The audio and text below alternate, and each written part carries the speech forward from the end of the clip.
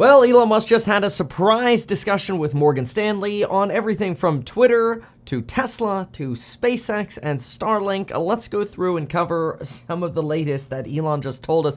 And what did he tell us about that next generation vehicle? And what else did he have to say about Twitter's profitability? Well, first, he started out his discussion with Morgan Stanley analysts talking about how the goal is to find the truth. That was one of the reasons Elon Musk wanted to buy Twitter, is to make sure that the truth can be spread as much as possible. Now, that doesn't mean there's not going to be a lot of BS, but you want the truth with the lowest level of error rate, and that's why they're expanding that community notes feature on Twitter, which one of the things that I noticed that I thought was really neat was there were a few ads that were running on Twitter, and they would say things like, why borrow from a bank when you could borrow from yourself by using a home equity line of credit? And I'm like, home equity line of credit is from like a credit union usually, or a bank.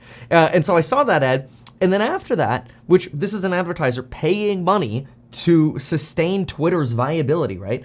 The community notes actually put a comment underneath that ad saying, this is not exactly accurate. You're not borrowing from yourself. You're borrowing from a bank using the equity in your home. And I'm like, yeah, like, that's awesome. Like, we should have more, more community notes like that to prevent the spread of just straight up false information, right? We're not trying to play the controlling the left or the right or the narratives. It's just like, if stuff is totally wrong, like, it'd be nice to add some context or clarity, right? Whether it's sarcasm or it's meant to be deceiving or otherwise, right? Community notes have been useful for that. So I think that's pretty interesting. I also think it's interesting that Elon Musk starts by talking about over at Twitter, what's neat is you actually tend to get news much faster than you might through mainstream media sources like the TV or newspapers. For example, there were 50,000 tweets about ChatGPT and the ChatGPT announcement and how incredible it was before the mainstream media started picking up on it. Also, Elon Musk talks about how newspapers and mainstream media coverage are generally negative. You rarely find positive news. Now, in fairness, when you go on Twitter, most of the viral stuff seems to also be very negative. So I don't know if that's so much of a mainstream media problem as it is just a human condition where we're more drawn into negative news than we are to positive news. Even if like sort of the intro is negative and then there's actually like, okay, this is what looks negative, but then here's why it seems negative, here's the context, here's the information why maybe it's not necessarily as bad as it seems, right? It's almost like the way to educate these days is attacking head-on what is negative news and then sort of breaking it down into digestible information that we can actually glean education from. But it does seem like negativity does spread. But anyway, Elon Musk has this idea that there's much less negativity on Twitter. Whatever, man. Personally, I think everybody goes on to Twitter to SH9T post, but whatever, that's my take. Elon does say that the average time people spend on Twitter is 30 minutes. That works out based on their monetizable user base. That works out to about 138 million hours per day. Now, Elon Musk repeatedly said that the people who are on Twitter, in his opinion, are maybe the smarter bunch of people who actually try to get educated or whatever. Okay, I mean, sure, I don't want to diss on people on Twitter. I personally think you get a lot more perspective on YouTube because you can actually go deeper into a conversation, and the thread conversations on Twitter still suck. Like, for example, just the other day, Newt Gingrich is complaining about Governor DeSantis and his legislature potentially introducing a bill that would require the registration of any kind of blogger who's talking about executives in the state or the governor, right? And then there's this whole fight going on about, oh, this is censorship, or no, this is good or that. And like the whole bill was missing from the context. The bill is like, you have to get paid, but then we want clarity on what does that getting paid mean, right? And those are the conversations that are usually absent from those shorter snippets. So what I personally like to do is if I see something trending on Twitter, I try to get more information on it, but usually off Twitter. It's kind of interesting. But anyway, Elon Musk says that they currently make about 5 to 6 cents per hour of that time. I did some really quick napkin math, and that works out to about $6.9 million a day, $207 million per month, or if you multiply that by 12, just about $2.5 billion of income at Twitter. Now, what's interesting is Elon Musk did end up talking about some numbers. He mentioned that previously, maybe they had about $4.5 billion of revenue and $4.5 billion of costs. But now they've added on about $1.5 billion of debt and a massive decline in ads. So you've had major issues for the sustainability of Twitter. This is why he said Twitter's trending towards bankruptcy, right? Because after all, if you take 4.5 and you take off somewhere around 2.5 or like 40 to 50%, what do you end up with? About $2.5 billion, which is roughly where that 5 or 6 cent per monetizable hour is right now. Now, Elon Musk thinks that they can actually potentially double this, triple this, 5x this number. They think they could get to 15 to 25 cents of per hour of monetization of somebody's time by serving up relevant ads. He thinks it's very frustrating right now that most people who use Twitter don't actually buy anything on Twitter because the ads just aren't relevant. Whereas in the future, he envisions the opportunity to use Twitter for, here, do you want faster internet right now? Yes or no, that's cheaper than what you're currently paying. And you click yes and you have internet. That's sort of like his thesis of how simple it should be to be able to check out and buy things on Twitter in the future. Right now, he says only about 20% of ads that are delivered on Twitter are really deemed to be relevant based on the algorithm.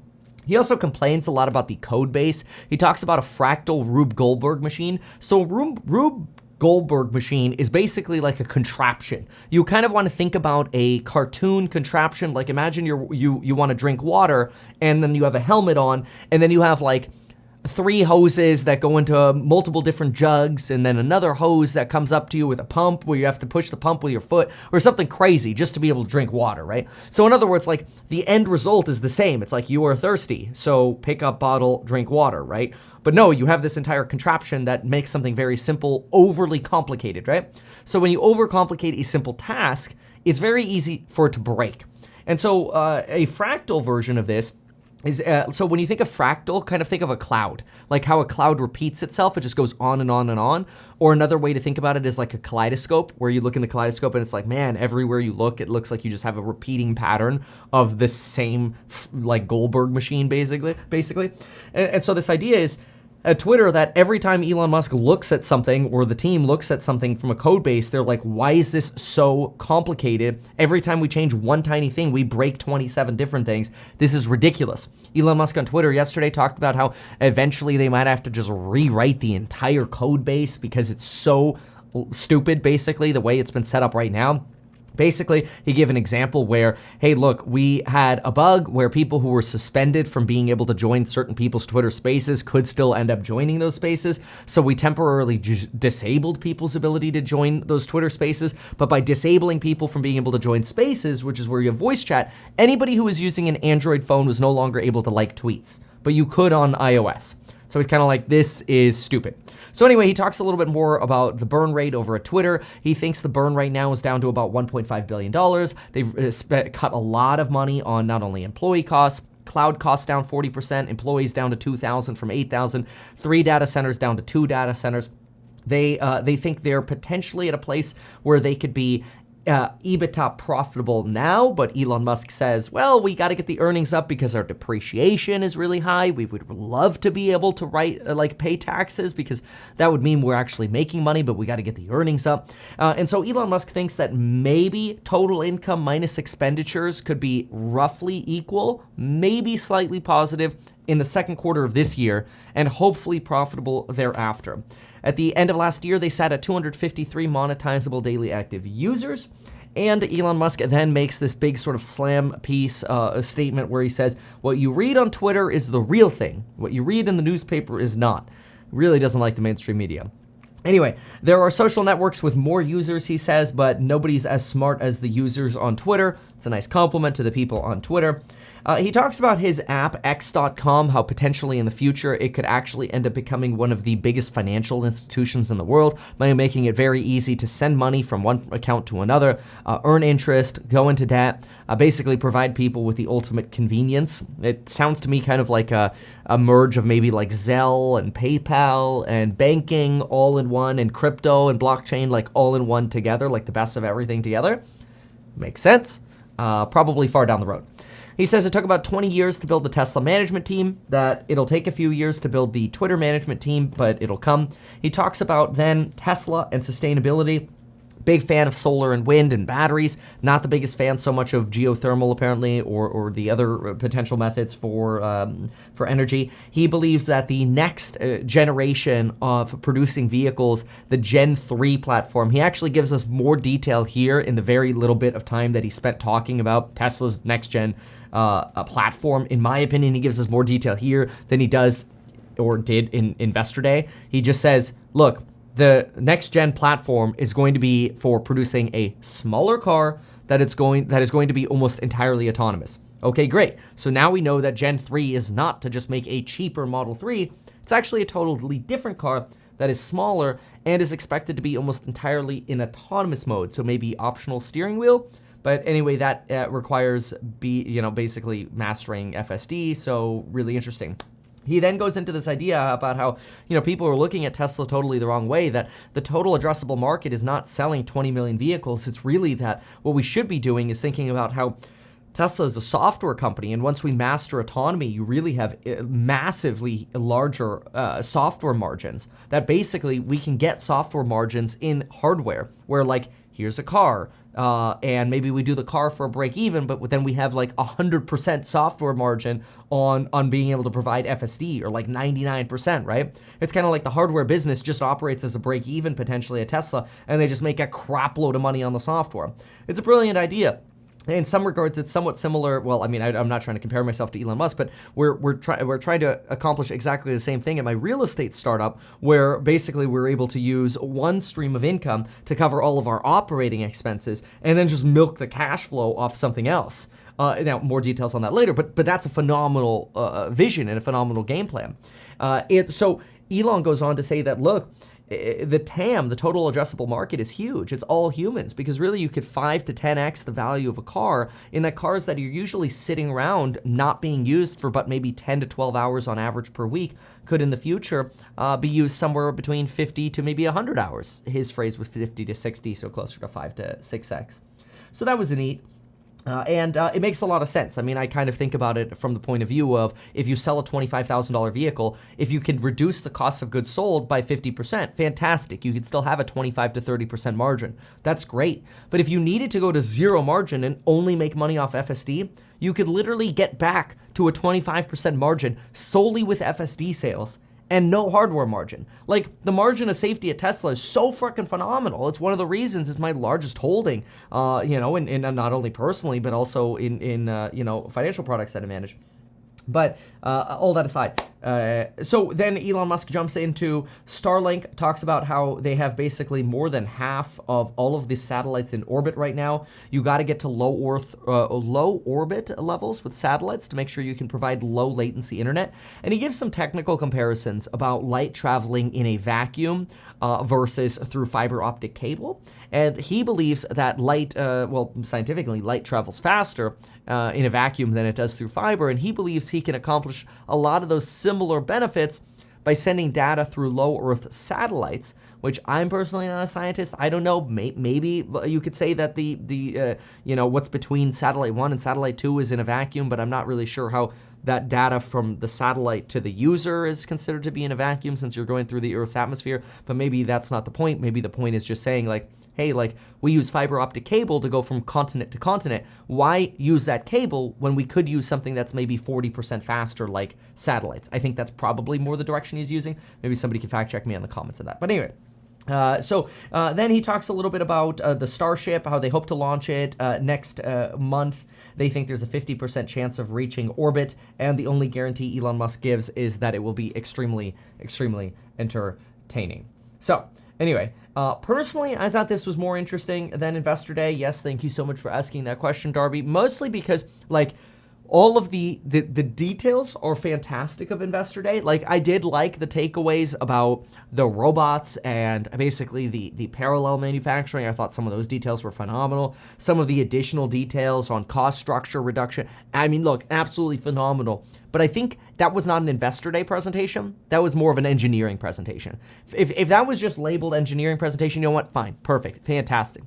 An Investor Day style presentation would be more like, look, our goal is next vehicle, 50% the cost, It's going to be a smaller vehicle, mostly autonomous, total addressable market, infinitely greater than what people are expecting, right? Like the things he said today gave much more color to the future cash flow potential of Tesla than the Investor Day did.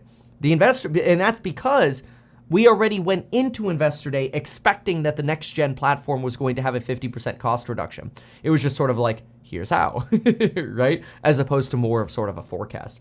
Yeah, maybe it was an opportunity for Tesla to show off the team. I personally think they could have coordinated that a little bit better, right? So that's been sort of my argument, is that like, maybe everybody could have done a dry run of the presentation because some people didn't sound like super prepared for it. Kind of didn't seem like Elon Musk really was fully aware of what everybody was going to talk about. It's kind of like, here I am. Okay, let's throw this together, which fine. It ended up working out just fine anyway.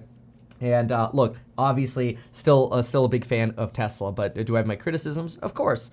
And if somebody doesn't want to hear criticism then and balanced opinion, then probably you don't want to listen to my channel anyway, because that's always my goal, is to try to sort of balance things out. But I mean, when you compare Tesla to the competition, I mean, who else is doing what Tesla's doing? And I think that's the big question. It's certainly not Ford or GM. They're not even close to profitable yet. It's certainly not, NIO or BYD. I mean, these companies are focusing on either using NVIDIA software over at NIO, or you're looking at adaptive cruise control over at BYD.